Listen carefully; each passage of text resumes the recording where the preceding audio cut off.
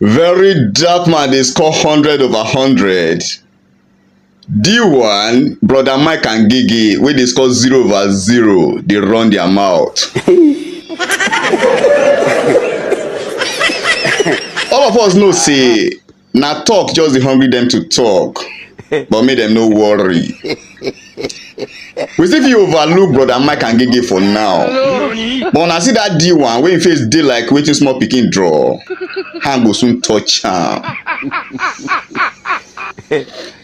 We go handle and give our roadside aboki boys and kabawa boys.